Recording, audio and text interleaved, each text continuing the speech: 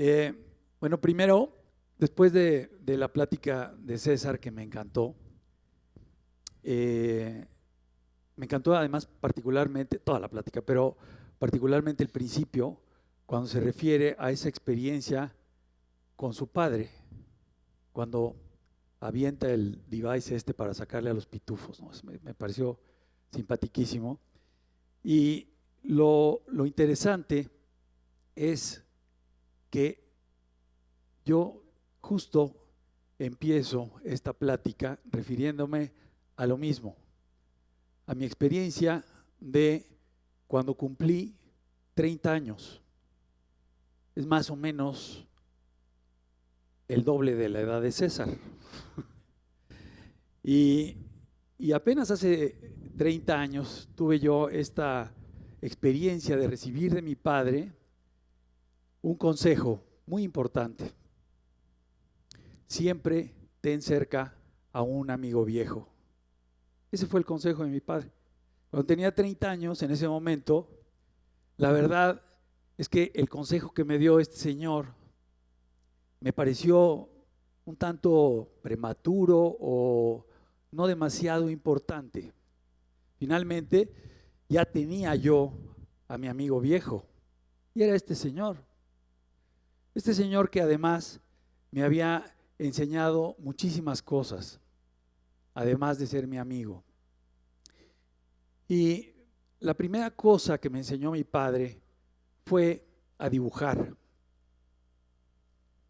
Una habilidad que me ha acompañado toda la vida y que me ha resultado de lo más útil, no solo para expresar mis ideas como arquitecto, con una tecnología bastante elemental, porque basta una Moleskine y una pluma fuente, y sigue siendo un instrumento fantástico para mí, particularmente en mi trabajo, pero también es una herramienta maravillosa para explorar el espacio, para hacer análisis de sitios cuando se trata de entender un contexto natural o un contexto urbano. Y también para explorar sistemas constructivos, para explorar cómo funcionan las estructuras, que sin las estructuras que son el esqueleto de los edificios, los edificios simplemente no podrían funcionar, no podrían existir. Y dibujando es como yo exploro todas esas cosas. El espacio, y el espacio no solo es el espacio contenido, sino también el espacio urbano, el espacio exterior. Este es un croquis que hice precisamente para la primera presentación de nuestra idea de regeneración del Paseo de la Reforma, que después se convertiría en uno de los proyectos más importantes en la Ciudad de México. Así, yo siempre que salgo de viaje, lo primero que echo a la maleta es una Moleskine y mi pluma fuente. Y así salgo a explorar el mundo, que fue otra de las cosas, otra de las enseñanzas de mi padre, a viajar. Mi padre era un viajero incansable y además tenía una capacidad muy particular que no todo el mundo tiene, y que es cuando saber detenerse en un viaje y hacer una pausa. Y junto con él hice muchos viajes y muchas pausas para dibujar todo tipo de espacios, la Alhambra de Granada, hacer este pasaje para explorar la ciudad de Ronda. En fin, juntos visitamos muchos sitios y dibujamos juntos muchas cosas. Él siempre fue mucho mejor dibujante que yo, pero la verdad es que uno se tiene que conformar con lo que le toca, ¿no? Toda esta experiencia de dibujar, por alguna razón ya no está cambiando, ya. También me llevó a la experiencia de capturar momentos familiares. Este es un croquis que hice de mi esposa Nora y mi hijo Andrés en una mesa en Londres, en un pequeño restaurante en donde nos detuvimos a hacer una pausa en un viaje. Entonces, este instrumento siempre me ha funcionado y ha sido increíblemente útil. La otra enseñanza importante de mi padre sucede en este espacio hogareño, que era una mezcla entre biblioteca, sala de música, otra de las pasiones de mi padre, y taller, porque también en el otro extremo tenía un taller con todo tipo de herramientas. Esta fue otra de las enseñanzas de mi padre que tuvo un impacto importantísimo en mi formación, porque yo de niño lo que hacía, como César, es ir a explorar cómo estaban hechas las cosas, y todo lo hacía con el equipo de herramientas de mi padre y con todas las máquinas que había en este taller, que sigue igualito que como está, porque fue parte de mi herencia. Entonces, cada vez que tengo oportunidad me voy a hacer cosas como las que hacía mi padre con sus manos prodigiosas, que transformaba todo tipo de materiales en cosas útiles. Como nos pasa a todos, mi amigo viejo se fue antes de lo que yo hubiera querido. Y entonces me tuve que conseguir otro. Y fue precisamente la manera en la que entendí claramente el consejo que me había dado mi padre muchos años antes. Siempre ten cerca a un amigo viejo. Y fue Carlos Mijares. Muchos de ustedes deben de ubicarlo. Carlos había sido mi maestro en la Escuela de Arquitectura de la Iberoamericana, y había yo pasado momentos encantadores a su lado. Después trabajé en su taller de chalán y también fue una experiencia súper enriquecedora. Pero después le perdí la pista, fundé mi propia oficina y perdí contacto con Carlos hasta que él me buscó en la Facultad de Arquitectura de la UNAM, en donde yo ya tenía prácticamente una década trabajando como profesor de la facultad. Ahí me reencontré con Carlos, quien me invitó a fundar un nuevo taller de arquitectura en la facultad, un taller experimental. ¿Alguien me puede dar un poquito de agua? El taller experimental que fundamos Carlos y yo junto con otros amigos transcurrió durante prácticamente una década, un poco más de una década, en la que juntos tuvimos esta experiencia fantástica, maravillosa, de enseñar aprendiendo y aprender enseñando, que es quizá todavía más importante. Juntos compartimos momentos realmente apasionantes en esta tarea de transmitir conocimiento y recibir conocimiento de nuestros estudiantes, y juntos también salimos a hacer muchos viajes. ¿Hacia dónde tengo que dirigir esto exactamente? ¿Hacia acá? ¿Hacia esta columnita? Hacia esta cosa. Okay. Y juntos salimos a hacer viajes, a hacer visitas de sitio con nuestros estudiantes para sensibilizarlos de una serie de cosas que se enseñan en las escuelas de arquitectura o pretendemos enseñar en las escuelas de arquitectura. Pero Carlos era un apasionado de las ruinas. Entonces, de una manera similar a como lo hacía con mi padre, salíamos a dibujar ruinas, Carlos y yo, y nos fuimos a un montón de lugares a analizar ruinas. Carlos decía que las ruinas, cuando se deterioran cuando reciben el paso del tiempo, se despojan de todo lo que les sobra para adquirir nuevos valores, para encontrar realmente su esencia y convertirse en nuevos lugares. Esa idea que tenía Carlos sobre las ruinas despertó en mí un interés particular, no solo por las ruinas prehispánicas, por ejemplo, sino por todo tipo de ruinas. Marc Augé, por ejemplo, tiene una idea muy interesante sobre las ruinas, que dice que cuando visitamos ruinas, más que hacer un viaje a través de la historia, lo que hacemos realmente es viajar a través del tiempo. Es una idea que me encanta también. Así, explorando el espacio construido,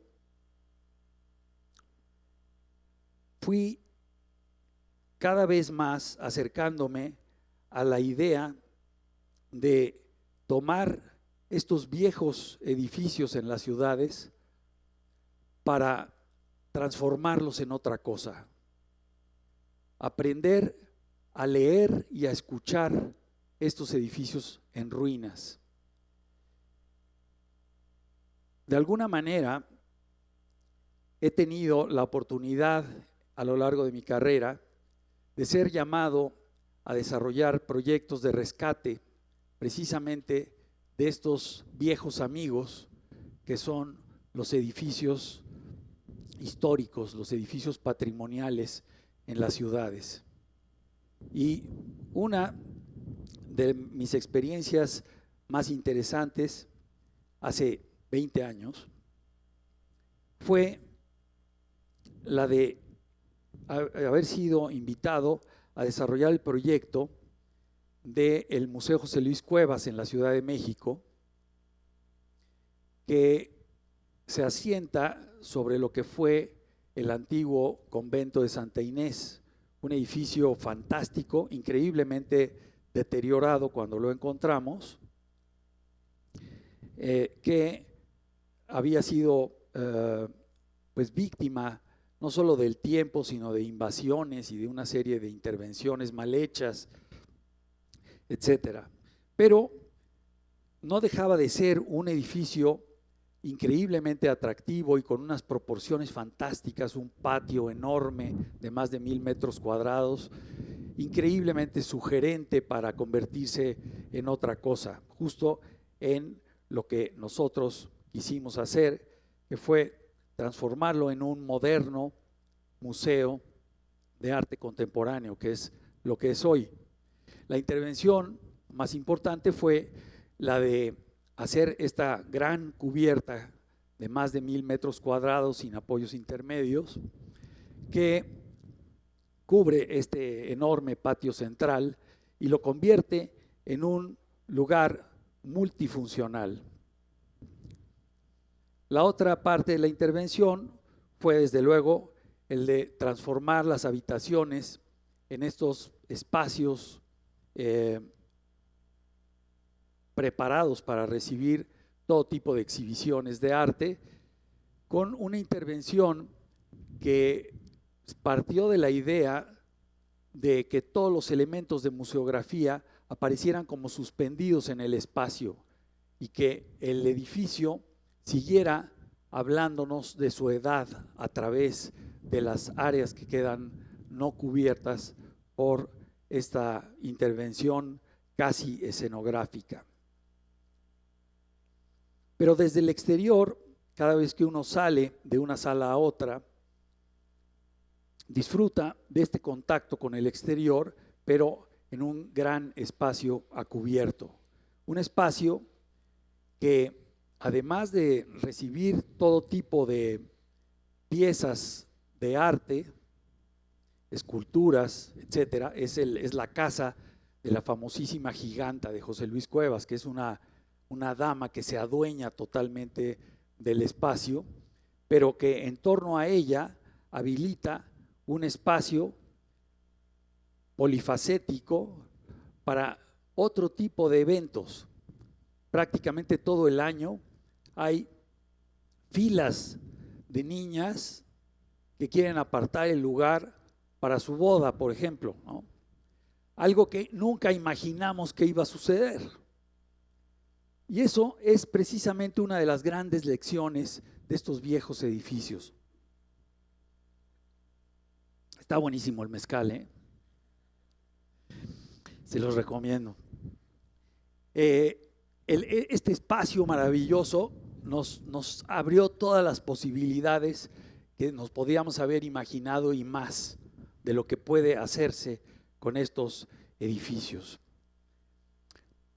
Recientemente recibí la invitación para intervenir una nueva ruina, nada menos que la famosísima Plaza de Gallos en la ciudad de León. Un conjunto de 2 edificios contiguos que se comunican a través de un pequeño túnel. Esta es la fachada que da a la calle de Juárez y que da acceso al espacio para después entrar a este patio muy singular, muy heterogéneo, pero increíblemente deteriorado cuando lo encontramos.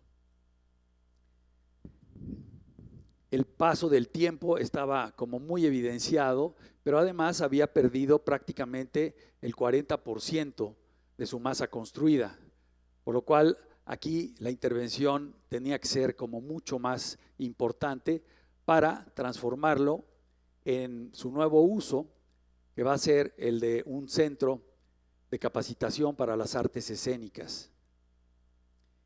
El edificio se comunica a través de un pequeño túnel con el otro edificio del conjunto, que es el que le da nombre a este famoso espacio en León, que es la Plaza de Gallos, una planta cuadrada prácticamente del siglo XVIII, que había formado parte de una gran troje, seguramente de una hacienda muy grande, como suele suceder prácticamente en todas nuestras ciudades que tienen este pasado colonial y que después en el siglo XIX tienen esta vocación industrial. La Plaza de Gallos presenta estos fabulosos arcos que cubren un claro de más de 20 metros,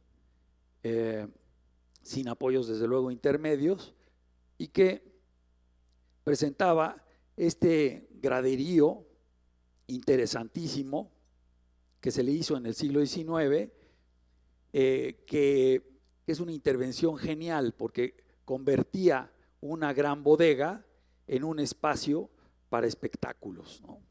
Este maravilloso graderío que ha sido por prácticamente un siglo utilizado de las más diversas formas, fue gracias a una intervención que lo transformó de una cosa a otra, ¿no? Y ahí es donde empieza esta lectura de cómo estos viejos edificios se pueden ir convirtiendo en distintas cosas a lo largo del tiempo. En la Plaza de Gallos se presentaron en su momento todo tipo de espectáculos, desde luego desde peleas de gallos, que es lo que le da su nombre actual, hasta lucha libre. Ahí se presentaron El Santo, Blue Demon y todos estos famosísimos luchadores mexicanos. Y quizá una de las cosas más importantes es que llegó a presentarse a cantar ahí nada menos que el ruiseñor mexicano. Esta vocación artística de la presentación de Ángela Peralta en el recinto nos habla de su tradición como sitio de espectáculos de todos los rangos. Y eso fue precisamente lo que nos lleva a diseñar esta intervención que evidencia el paso del tiempo en el espacio, la restitución de la crujía perdida. Se diseña como un andamiaje subrayando su carácter efímero, pero devolviéndole la funcionalidad al edificio, al conjunto, dado que también tiene esta cubierta de vigas laminadas de madera y una cubierta de cristal. Del otro lado, en el recinto del redondel, la propuesta es el diseño de una ligera cubierta de madera que se posa encima de los arcos y que dota al espacio no solo de protección de la intemperie, sino también de nuevas cualidades.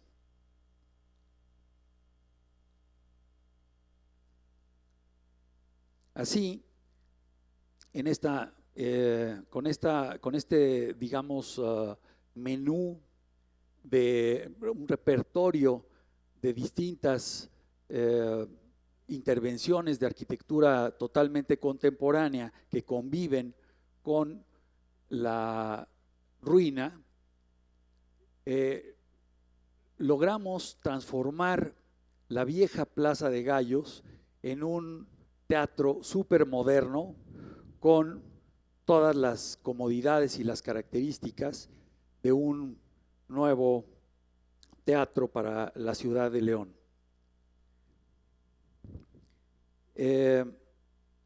Aquí, para que corran los videos, ¿qué tengo que hacer? Nada más picarle. Ya están. Ya empezó. Ok, en estos dos últimos videos, y ya termino porque ya me extendí de más, lo que presento es un poco una visión de un recorrido en tercera dimensión que les da un poco la idea de cómo va a quedar la Plaza de Gallos una vez que terminemos. De hecho, esto que están viendo ya se licitó y ya está a punto de ponerse en marcha la obra. Una de las cosas importantes es este elevador que va a tener, que cumple con la doble función de hacer accesible la segunda planta para personas de la tercera edad y para personas en silla de ruedas, pero también es suficientemente grande para subir instrumentos musicales y muebles pesados a la segunda planta. Los espacios que se ganan son particularmente todas las habitaciones que van a cumplir la función de aulas para la nueva Escuela de Artes Escénicas, pero además en la planta baja se gana este patio tan peculiar y tan interesante que funcionará como gran vestíbulo de la escuela, pero al mismo tiempo como foyer del nuevo recinto teatral.